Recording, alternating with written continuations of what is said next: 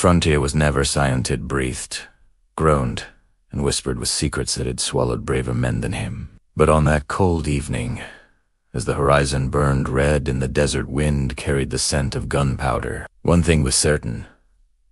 A lone cowboy wasn't supposed to survive long out there, not with a deadly gang hunting him, and not with a woman whose life depended entirely on him. Cole Maddox had ridden across ruthless lands before, but nothing compared to this night. He found her Lara Hay standing beside the ruins of a burned-down ranch, her dress torn, cheeks stained with smoke and tears.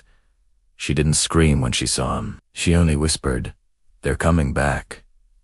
Her voice wasn't Shakiat, was resigned, as if fate had already chosen her ending. But Cole wasn't the kind of cowboy who let fate decide anything. He tipped his hat, loaded his revolver, and said, "Not while I'm still breathing, ma'am."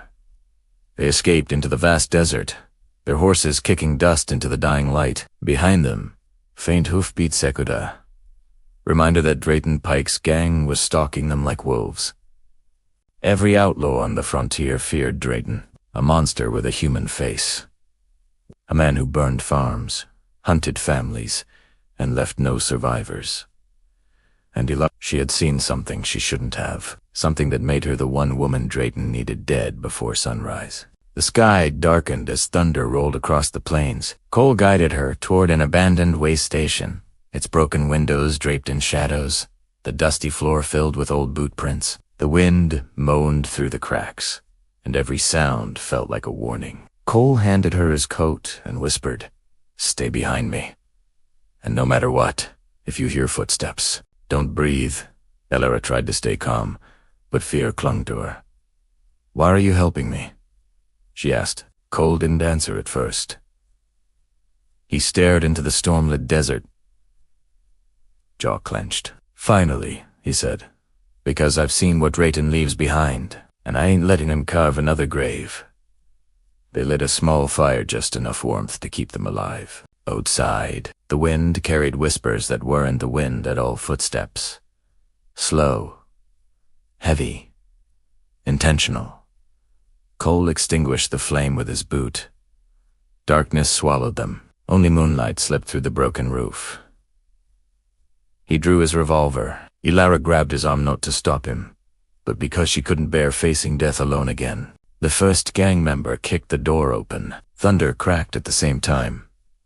Gunfire followed. Cole moved like a shadow, each shot cold, precise, deadly. Lara covered her ears as bullets ripped through the old wood. The fight was brutal, short, and terrifying. When silence returned, 3 bodies lay still, dust settling over them like a funeral veil. But Cole didn't relax because Drayton himself wasn't among them. The leader always came last, always when hope began to breathe again.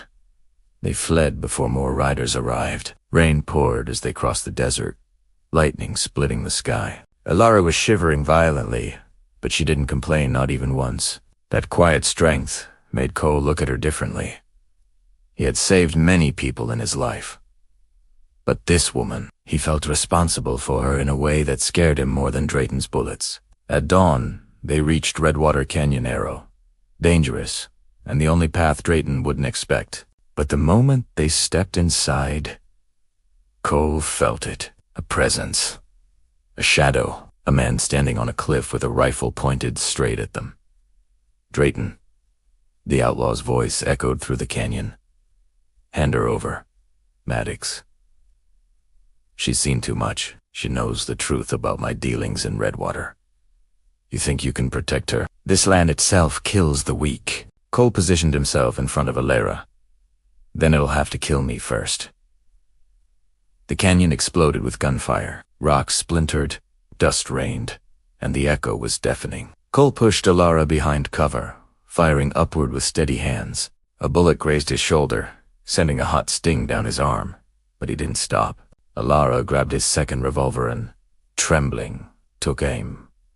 When Drayton appeared on the ridge, she fired. The shot didn't kill him, but it made him stumble long enough for Cole to land the hit that finally dropped a monster into the canyon below. Silence followed.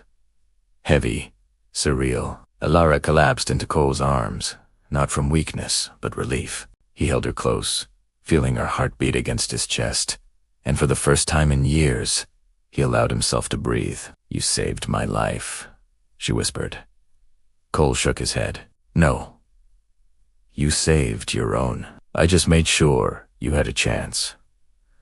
As dawn warmed the sky, they rode toward a new horizon, not knowing where they'd end up, only knowing they were alive, and they were no longer alone. Cole glanced at her, his voice low.